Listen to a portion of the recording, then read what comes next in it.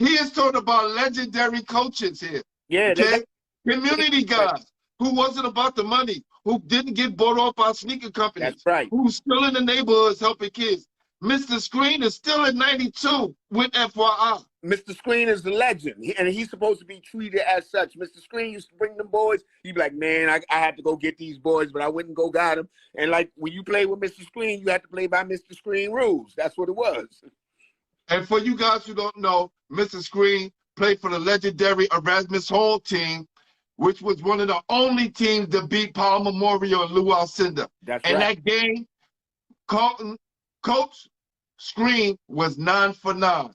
Go check out the interview on the YouTube page. That's what's up. And his Paco was a beast. Paco was Carlton. Oh, man, this is crazy, yo. Carlton was a beat with that high dribble. Carlton had that high dribble, switch it over on you. That's when he went up there. He was at Zavarian, went up to Providence. Definitely. Paco. Let me tell you, this how real it was. In 1986, we up in Glen Falls. We're about to play Kenny Anderson. Them. Carlton them just got finished playing. And him and his dad is walking down the hall. And they walk past me.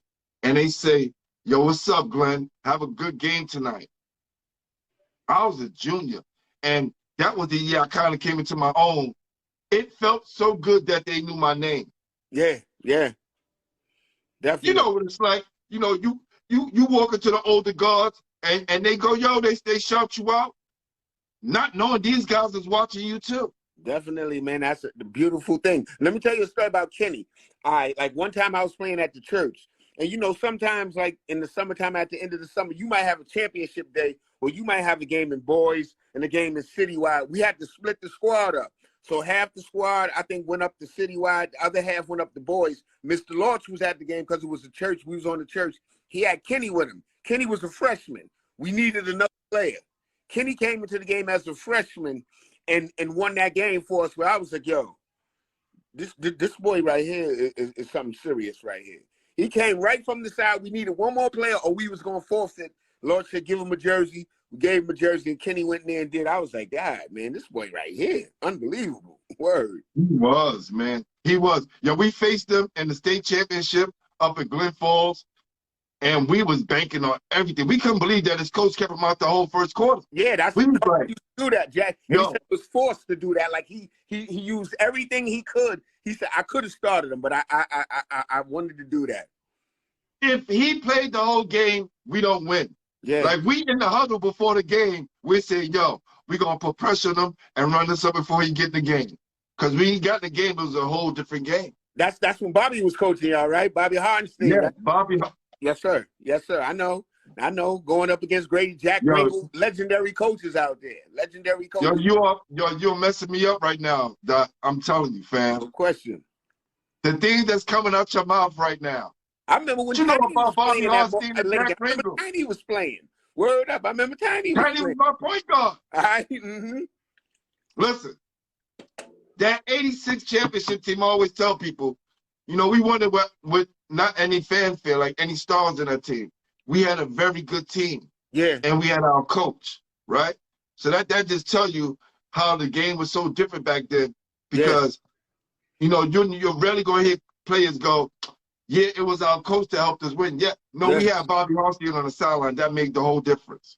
And that was the key then, because, see, it wasn't all these video games and all that. Like, in order for you to play, you had to be able to play. Like, tryouts was a serious thing. I remember when tryouts came around, it was this, if you got cut, that was like almost like having a heart attack. Like, you got you didn't make the squad? Like, it was like serious. Like, and then when you made the squad, you ain't want to miss no practices or nothing, because you knew you had somebody hungry right behind you.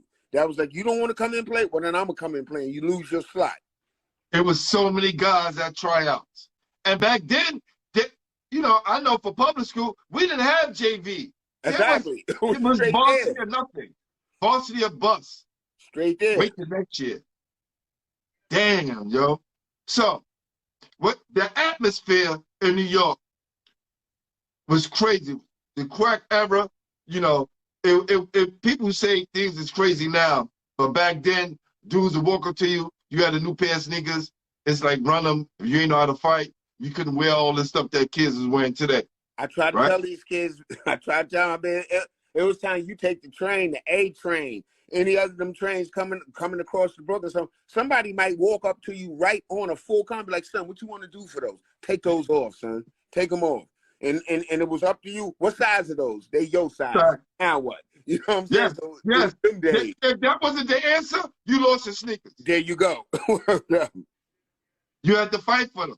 There you And go. listen, and we're not promoting violence. It was just a different time in the city. It was a different time, you know, and it was more about these than dudes doing these. Exactly. That was the coward's way. Like, usually back then, if somebody got shot, it was meant to be. It wasn't no strays, a little baby get hit, this or that. It was a serious thing. But back then, you could still get a fair when somebody be like, somebody come up to you and tell you, throw up your hands or I'm going to punch you in the face. So it was up to you to decide from there. Right. So real. So real, yo. New York City at its best, man. So give me a game that you had that you remember that stuck out for you where, you know, you were putting up for the shots and everything became like the ocean and everything was going in. All right. I remember, I think I was in 10th grade then. It was my first time in varsity. We was playing St. Raymond's.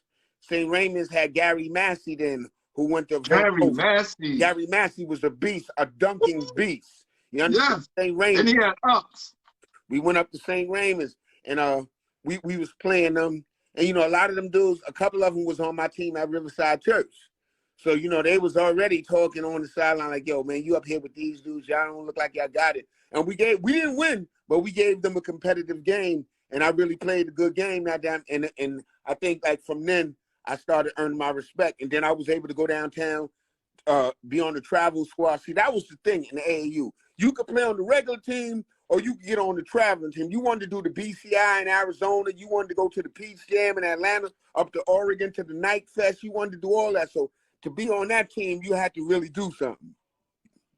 And it was different because, you know, back then you had Broncos, Gauchos, Riverside. Those are the three that I remember. Every now and then, Brooklyn, USA was Ziggy. Right. Brooklyn, USA, they was there. But that was it. And I think that made the city what it was because you didn't have so many AAU teams and putting out so many lackluster teams. Exactly. Whereas those three put out the best kids in the city, so he was able to compete against everybody across the country.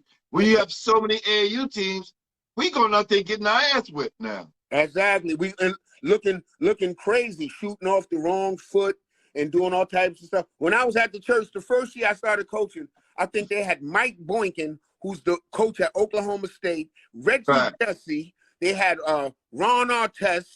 You know what I'm saying? They had Lamar Odom. You know what I'm saying? What's my other man name? I can't think of his name right now. Who went to St. John's, who was a beast at St. John. He was the hardest. Who that, Omar Cook? Omar Cook? Not Omar. He was a big man. I can't remember his name. And I gotta remember his name before it's over, man. But he was there like from St. Somebody gonna bring him up. Somebody got to remember that son who played on it. I think Malik might have played with them. He was a little younger, but he was played with them. Like Ron played with them. You don't got squads like that no more. Like they used to tell Ron, this dude right here, Ron will run somebody over on pavement. Ron will run somebody over on pavement. And then if you didn't like it, maybe kick the ball over the fence. You know what I'm saying? That was Ron. Word. Yo, speaking of Ron, I'm going to do a show, you know, and it's going to be dedicated to my guy, Mel Tinsley. But Mel. I was watching Malice in the Palace the other day, and this guy, Steve Jackson, you know, who talked this, you know, I'm a ball player, but I'm a G kind of talk.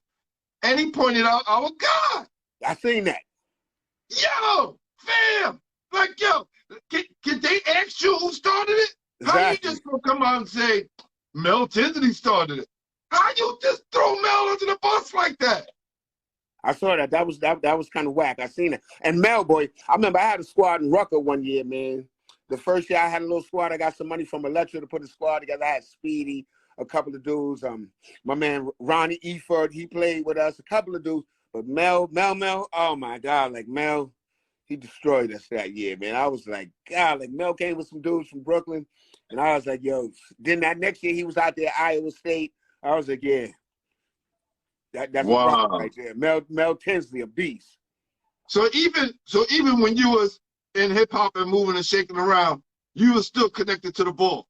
Oh, always, man. Like I was always connected with ball and ball dudes. Like that was my thing, man. Like coming up, you know what I'm saying? And that was always closely interwoven. Somebody hit me with Bill Singleton, Stevenson High School. Yes, yes, With the leg, with the funny leg. Bill was a yes, beast. Bill was a yes, beast. yes, Yes, yes. sir. Billy No Singleton, yes, question. yes. Beast. Billy Singleton.